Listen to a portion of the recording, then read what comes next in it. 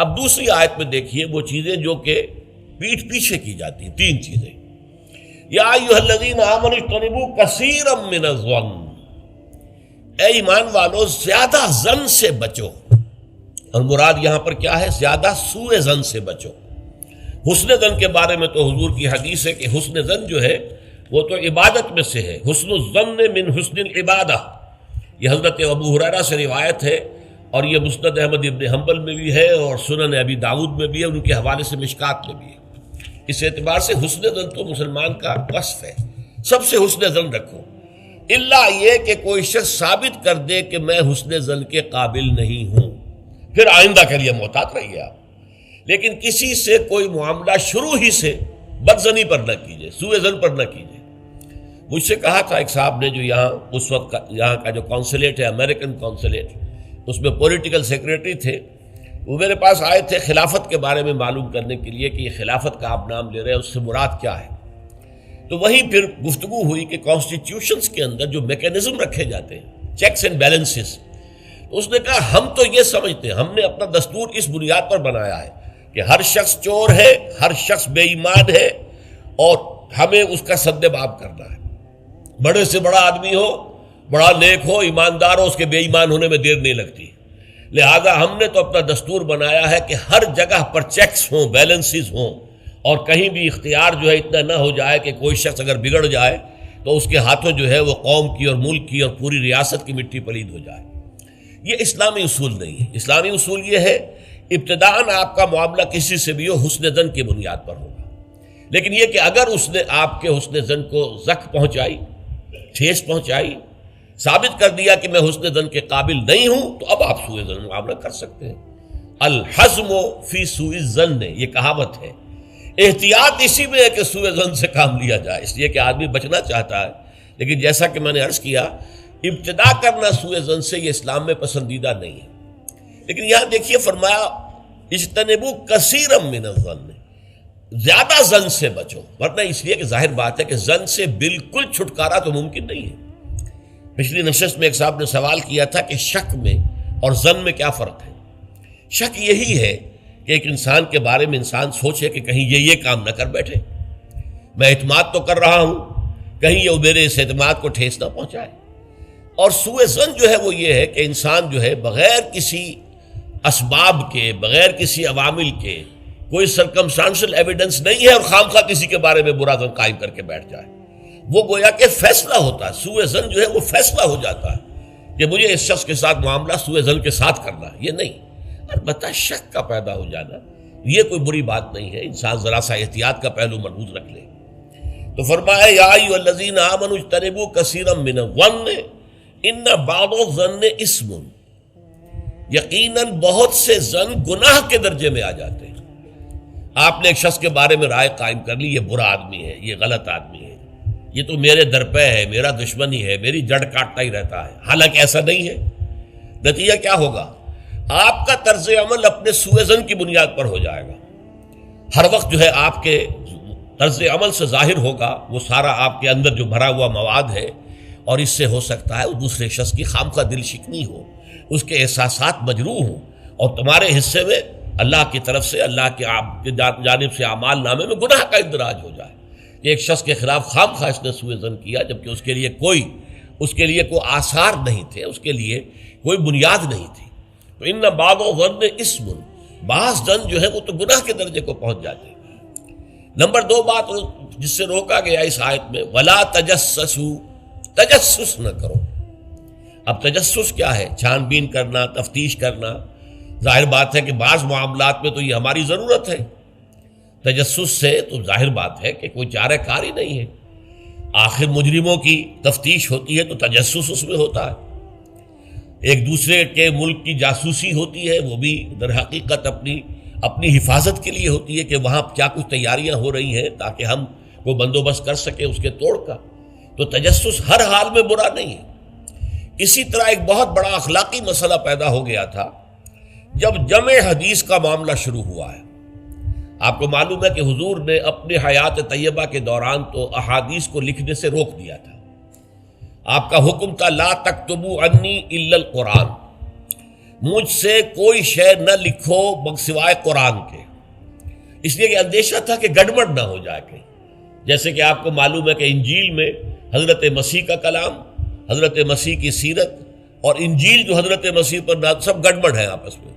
یہ بتانا مشکل ہے کہ کون سی اس میں وحی ہے، کون سا حضرت مسیح کا اپنا ذاتی کلام ہے، اور کون سی در حقیقت جو ہے اللہ تعالیٰ کی طرف سے وحی آئی ہے، اور کون سے صرف واقعات ہیں حضرت مسیح کی سیرت کے.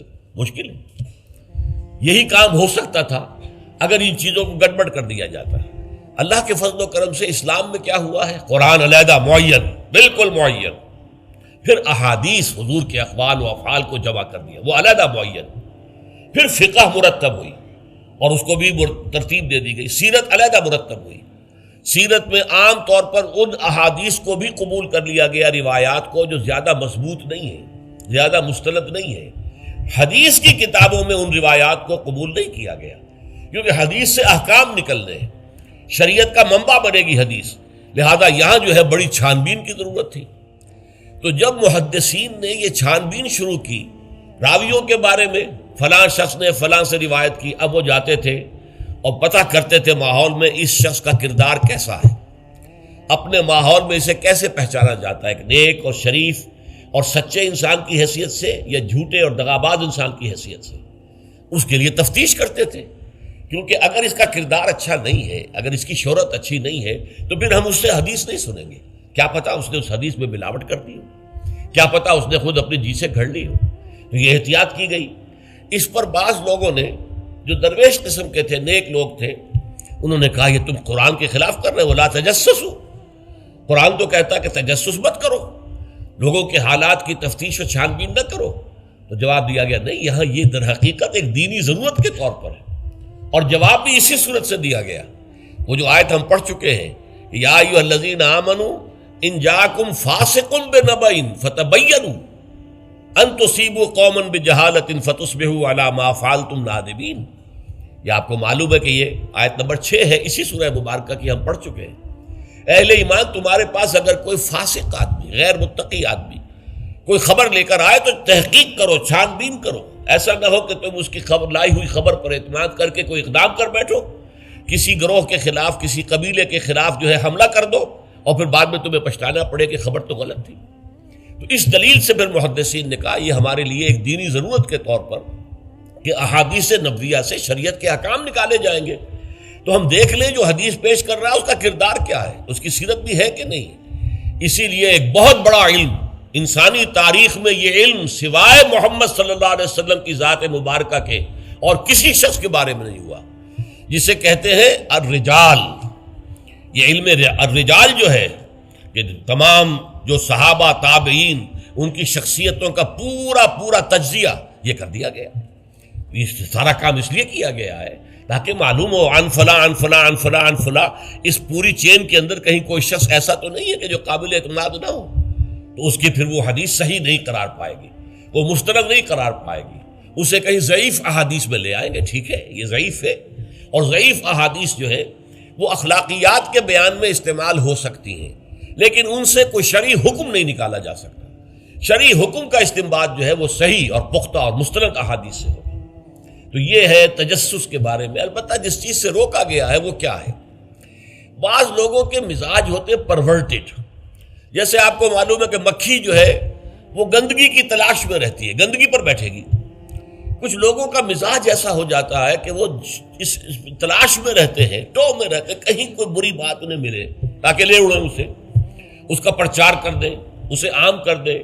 کہیں سے کسی شخص کی کسی غلط حرکت کا علم ہو گیا اور اس کو لے کے اب عام کر رہے ہیں، پھیلا رہے ہیں لوگوں کے اندر. یہ جو ہے تجسس اس لیے کرنا کہ آپ کے ہاتھ میں کوئی سکینڈل بنانے کا کوئی مواد آ جائے، کوئی طریقہ ایسا ہو جائے. تو یہ جو مکھی کی ذہنیت اور مزاج رکھنے والے لوگ ہیں، یہ ان کو روکا جا رہا. تجسس نہ کرو، بلکہ کہا گیا ہے کہ اگر تمہارے کسی بھائی کا عیب تمہارے سامنے کھل جائے تو پردہ ڈالو. تم اگر دنیا میں اپنے کسی بھائی کے عیب کی پردہ پوشی کرو گے تو قیامت کے دن اللہ تعالیٰ تمہارے عیوب کی پردہ پوشی کرے گا. اور اگر تم دنیا میں اپنے بھائیوں کی پردہ دری کرو گے تو اللہ تعالیٰ تمہیں رسوا کرے گا تمام لوگوں کے سامنے قیامت کے دن. تو یہ تجسس جو ہے یہ برا ہے. بعض لوگوں کا مزاج ہوتا ہے، یہ دو بھائی جو ہیں ان میں کبھی جھگڑا نہیں ہوا، کیا بات ہے، اب وہ اندر جا کے ٹو لے رہے ہیں، کہیں سے کوئی مسئلہ نکال لیا، اس سے بھڑکایا تاکہ لڑیں آپس میں، اور پھر یہ کہ وہ بھس میں آگ لگا کے جمالو دور کھڑی تماشا دیکھ رہے ہیں کہ یہ لڑ رہے ہیں آپس میں۔ تو اس طرح کی پرورٹڈ جو ہے بس شدہ شخصیتیں ہوتی ہیں بالفعل لوگوں کے اندر، اور یہ کن میں ہوتی ہیں؟ جن کے سامنے زندگی کا کوئی اعلیٰ نصب العین ہے ہی نہیں، کوئی اونچا آدرش ہے ہی نہیں، کوئی ہائی آئیڈیل ہے ہی نہیں۔ جن کے سامنے کوئی اونچا نصب العین ہے، وہ ہائی آئیڈیل ہے، وہ آدرش ہے بہت اونچا، وہ تو اس کام میں لگے رہتے ہیں، وہ ان چھوٹی چیزوں کی ان کو اس کی طرف متوجہ ہونے کا ان کے پاس وقت نہیں ہوتا۔ لیکن جن لوگوں کی زندگی کے اندر وہ اونچائی کی طرف تو کوئی رجحان ہے ہی نہیں، تو ظاہر بات ہے وہ تو پھر زمین ہی کے اندر دیکھیں گے، کیڑے مکوڑے انہیں نظر آئیں گے، یا گندگی جو ہے وہ اس کے بارے میں جو ہے اس کو لے اڑیں گے پھر بعد میں۔ اور تیسری چیز ہے وَلَا يَغْتَبْ بَعْضُكُمْ بَعْضًا، نہ ہی تم میں سے کوئی کسی دوسرے کی غیبت کرے۔ اب غیبت کیا ہے؟ کسی شخص کی غیر موجودگی میں اس کی کوئی برائی بیان کرنا، یہ غیبت ہے، یہ ہے اس کی ٹیکنیکل ڈیفینیشن۔ لیکن یہاں بھی جان لیجئے ہر غیبت غلط نہیں ہے۔ بس اوقات ایسا ہوتا ہے کہ آپ کا کوئی بھائی ہے، وہ کہیں رشتہ کرنا چاہ رہا ہے، اور وہاں کے بارے میں آپ کے پاس کوئی معلومات ہیں ایسی جو اس بیچارے کے علم میں نہیں ہے، اور آپ اسے بتاتے ہیں کہ بھائی وہاں یہ معاملہ ہے، ذرا سوچ لو۔ تو اس میں در حقیقت غیبت نہیں ہے، بلکہ یہ اپنے اس بھائی کو کسی برائی سے بچانے کی کوشش، اس میں اس کے ساتھ نصح اور خیر خواہی کا جذبہ ہے، نہ کہ ان کو بدنام کرنے کا جذبہ۔ اگر کوئی سبب ہے ہی نہیں اور آپ بیان کر رہے ہیں تو یہ غیبت ہے۔ لیکن اگر معاملہ اس طرح کا ہے تو ظاہر بات ہے اسی طریقے سے کوئی کسی قوم کے رہنما ہیں اور بڑی شخصیتیں ہیں، اب ان کے بارے میں یہ ہے کہ پبلک میں اگر آپ کو ان پر تنقید کرنی پڑے تو اس کے اندر بھی دیکھا جائے گا کہ وہاں اس کا ہونا ضروری نہیں ہے، وہ تنقید جو ہے آپ ملک اور قوم کی مصلحت میں کر رہے ہیں۔ تو گویا کہ اس طریقے سے غیبت کی ہر شکل جو ہے وہ حرام نہیں ہے۔ البتہ ایک خیال لوگوں کو بڑا غلط ہے، وہ میں ایک حدیث کے حوالے سے اس کا اطالہ کر دینا چاہتا ہوں۔ یہ حضور سے سوال کیا گیا کہ پوچھا گیا کہ غیبت کیا ہے۔ یہ حدیث ہے، مسلم شریف میں بھی ہے، ابو داؤد میں بھی ہے، ترمذی میں ہے، نسائی میں ہے، یہ حضرت ابو ہریرہ رضی اللہ تعالی عنہ سے۔ اور امام مالک نے ایسی ایک حدیث جو ہے موطا میں مطلب بن عبداللہ سے جو ہے روایت کی ہے۔ حضور سے پوچھا گیا کہ غیبت کیا ہے، آپ نے فرمایا ذکرو کا اخاک بما یکرہ، تمہارا اپنے بھائی کا تذکرہ کرنا کسی ایسے اعتبار سے جو اسے ناپسند ہو۔ اگر اس کے سامنے کرو گے اسے ناپسند ہوگا، اس کے علم میں آئے گا کہ میرے بارے میں یہ بات کہی گئی ہے تو اسے ناپسند ہوگی۔ ایسی بات کا اس کی غیر موجودگی میں بیان کرنا۔ اب قیلا کہا گیا، سوال کیا گیا، افرأیتا کہ حضور آپ ذرا غور کیجئے، ان کان فی اخی ما اقول، اگر میرے بھائی میں وہ شے واقعتاً موجود ہے جو میں کہہ رہا ہوں تو کیا اس صورت میں بھی غیبت ہوگی؟ قال، فرمایا حضور نے، غور سے سنیے، ان کان فیہ ما تقول فقد اغتبت ہو، اگر تو اس میں وہ برائی ہے جو تم کہہ رہے تو تم نے غیبت کی، وَإِن لَمْ يَكُنْ فِيهِ، اور اگر نہیں ہے اس میں وہ شے اور تم پھر بھی کہہ رہے ہو ما تقول فقد بہتہ، تو تم نے اس پر بہتان لگایا ہے، یہ تو دوہرا جرم ہو گیا۔ اس میں کوئی خرابی نہیں ہے، برائی نہیں ہے اور آپ بیان کر رہے ہیں تو یہ تو بہتان ہے۔ البتہ کسی میں کوئی برائی ہے، خرابی ہے، نقص ہے، تو یہ در حقیقت جو ہے آپ کا اس کی غیر موجودگی میں بیان کرنا یہ غیبت ہے۔ تو اس اعتبار سے غیبت کی جو برائی ہے اس کو اچھی طرح سمجھ لیجئے، اور یہ ہمارے معاشرے کے اندر بہت پھیلی ہوئی ہے یہ شے، بلکہ یہ کہا جاتا ہے اور صحیح کہا جاتا ہے کہ وہ کئی کورسز کا ڈنر ہونے کے بعد جو ہے پھر جب گفتگویں ہوتی ہیں تو معلوم ہوتا ہے کہ سب سے زیادہ لذیذ ڈش جو ہے وہ ایک دوسرے کی غیبت ہے۔ اور ہوتا کیا ہے، شادی کا کہیں پر مجمع لگا ہوا ہے اور جو ہے وہ ابھی بارات نہیں آئی ہے یا کوئی اور مسئلہ ہے، بیٹھے ہوئے ہیں، تو جب 3 آدمی بیٹھے ہوں گے تو کسی اور کی غیبت کریں گے، اور جب ان میں سے ایک اٹھ کے چلا جائے گا تو اب یہ دونوں اس کی غیبت کریں گے۔ یہ ہمارے معاشرے کا عام رخ ہے، یہ ہمارا جو ہے یہ گویا کہ سب سے زیادہ ڈیلیشس ڈش جو ہے وہ غیبت ہے۔ تو اس کے لیے شدت کے ساتھ روکا گیا، اور اس کے لیے جو پھر تمثیل دی گئی ہے، اَيُحِبُّ أَحَدُكُم مَّن يَأْكُلَ لَحْمَ أَخِيهِ مَيْتًا فَكَرِهْتُمُوهُ، کیا تم میں سے کوئی شخص اسے پسند کرے گا کہ وہ اپنے مردہ بھائی کا گوشت کھائے؟ تو اس پر تو تمہیں گھن آ گئی، تمہیں بہت برا لگا۔ کوئی شخص گوارا کرے گا کہ اپنے مردہ بھائی کا گوشت کھائے؟ لیکن سوچئے کہ ایسی تمثیل کیوں دی گئی؟ یہ اللہ کا کلام ہے بغیر کسی ربط کے، تمثیل اور تشبیہ جو ہوتی ہے کسی ربط کی بنیاد پر ہوتی ہے نا، ورنہ تشبیہ اور تمثیل کا فائدہ کیا ہوا؟ ربط کیا ہے؟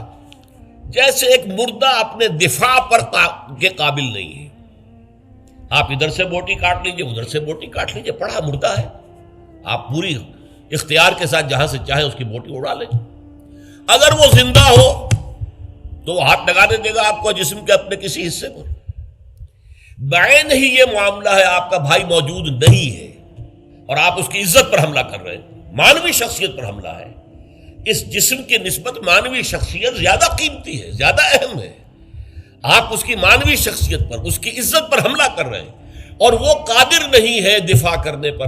اگر وہ ہوتا اور بات کرتے، اور یہ چیز پسندیدہ ہے، اگر آپ پبلک کے اندر اس کے منہ پر کہیے بات تو معلوم ہوگا، بلکہ اس میں جو پسندیدہ ترین بات ہے وہ یہ ہے کہ کسی بھائی کا کوئی عیب ہے، علیحدگی میں جا کر بتاؤ، بھائی تمہارے اندر مجھے یہ نقص نظر آ رہا ہے، برا نہ ماننا، میں نے تمہاری اصلاح کے لیے کہا ہے، مجھے تم سے کوئی قد نہیں ہے، دشمنی نہیں ہے۔ یہ نہایت پسندیدہ بات ہے۔ اس کو کہا گیا المسلم و مرۃ المسلم، ایک مسلمان دوسرے مسلمان کے لیے آئینے کے مانند ہے۔ جیسے آپ آئینہ دیکھتے دیکھتے رہے یہاں کوئی داغ لگا ہوا، دھبا لگا ہوا، آپ اسے دھو دیتے ہیں، ہٹا دیتے ہیں۔ اسی طریقے سے ایک مسلمان کو اپنے مسلمان بھائی کے لیے آئینے کے مانند ہونا چاہیے کہ وہ اسے اس کی خرابیوں پر، اس کی برائیوں پر مطلع کر دے، لیکن یہ اطلاع جو ہے یہ ہوگی خلوص کی بنیاد پر، خیر خواہی کی بنیاد پر، اسے ذلیل کرنے کے لیے نہیں، اسے بدنام کرنے کے لیے نہیں، بلکہ یہ کہ اس کے سامنے علیحدگی میں، تنہائی میں بات کی جا رہی ہے۔ البتہ اس کی غیر موجودگی میں بات کی جائے وہ غیبت ہے، اور وہ بالکل صحیح تمثیل ہے جو قرآن نے استعمال کی ہے، صحیح ترین تمثیل ہے۔ اَيُحِبُّ أَحَدُكُمْ أَن يَأْكُلَ لَحْمَ أَخِيهِ مَيْتًا فَكَرِهْتُمُوهُ، کیا تم میں سے کوئی شخص پسند کرے گا اپنے مردہ بھائی کا گوشت کھائے؟ بالکل اسی طریقے سے وہ تمہارا بھائی جو محفل میں نہیں ہے، وہ اپنی عزت کے دفاع پر قادر نہیں ہے۔ اگر وہ ہوتا تو کہتا بھائی آپ غلط کہہ رہے ہیں، آپ کو مغالطہ ہوا ہے، بات یوں نہیں تھی یوں تھی، کوئی ایکسپلین کرتا، کوئی اپنا دفاع کرتا، کوئی اپنی شخصیت کا، اپنی عزت کا تحفظ کرتا، لیکن وہاں نہیں ہے وہ تو اپنے تحفظ پر قادر نہیں ہے۔ لہذا یہ غیبت در حقیقت مانوی سطح پر وہی شے ہے جو مادی سطح پر کسی مردہ بھائی کا گوشت کھانا ہے۔ فَكَرِهْتُمُوهُ، یہ تو تمہیں بہت برا لگا یہ بات۔ بلکہ اکثر لوگ کہیں گے کہ ایسی مثالیں جو ہیں، کیا ماذا اراد اللہ بہذا مسئلہ، ایسی تمثیل دینا، کہیں گدھے کی تمثیل دی گئی ہے قرآن مجید میں، وہ یہودی جن کے اوپر تورات کا تو بار تو لدا ہوا ہے، تورات پر عمل نہیں کرتے، تو ان کی مثال کیا ہے؟ کمثل الحمار یحمل اسفارا، وہ تو ایسے ہے جیسے کہ گدھا ہے، اس کی پیٹھ کے اوپر کتابوں کے انبار لگے ہوئے ہیں، گٹھری باندھ کر جو ہے مکالمات افلاطون لکھی ہوئی ہے، یا انسائکلوپیڈیا برٹانیکا کی گٹھری باندھ کے رکھ دی گئی ہے، اسے کیا فائدہ؟ اسی طرح سورہ اعراف میں کتے کی مثال دی گئی ہے، کہیں مچھر کی مثال دی گئی ہے، کہیں بکری کی مثال دی گئی ہے۔ تو مثالیں جو ہوتی ہیں وہ مانوی ربط کے اعتبار سے ہوتی ہیں، یہ نہیں دیکھا جاتا کس چیز کی مثال دی جا رہی ہے، جس چیز کے لیے مثال دی جا رہی ہے، مشبہ لہو اور مشبہ بہی، کس چیز کے ساتھ تشبیہ دی جا رہی ہے، کس لیے دی جا رہی ہے۔ اَيُحِبُّ أَحَدُكُمْ أَن يَأْكُلَ لَحْمَ أَخِيهِ مَيْتًا فَكَرِهْتُمُوهُ وَاتَّقُوا اللَّهَ، اللہ کا تقوی اختیار کرو، اس لیے کہ سارے احکام کی روح جو ہے وہ تقوی ہے۔ احکام دھرے رہ جائیں گے، رکھے رہ جائیں گے، کتابوں میں لکھے رہ جائیں گے، اگر اپنے اندر تقوی نہیں ہے، برائی سے بچنے کا ارادہ نہیں ہے، اللہ کے عذاب سے بچنے کا مستقل پختہ مصمم ارادہ نہیں ہے، تو کوئی فائدہ نہیں ان چیزوں کا، بھینس کے آگے بین بجانا ہو جائے گا۔ واتقوا اللہ ان اللہ تواب الرحیم، اللہ کا تقوی اختیار کرو، اور دیکھو اللہ بہت توبہ کا قبول کرنے والا ہے اور بہت رحم فرمانے والا ہے۔ تو دیکھو اگر تمہارے سے یہ خطائیں ہو رہی ہیں، تمہاری شخصیت کے اندر اگر یہ خرابیاں ہیں، تم ان برائیوں کے عادی ہو، تو ان سے اپنے آپ کو پاک کرو، صاف کرو، توبہ کرو، اور اس میں امید دلا دی کہ اللہ تعالیٰ بہت توبہ کو قبول فرمانے والا اور رحم فرمانے والا ہے۔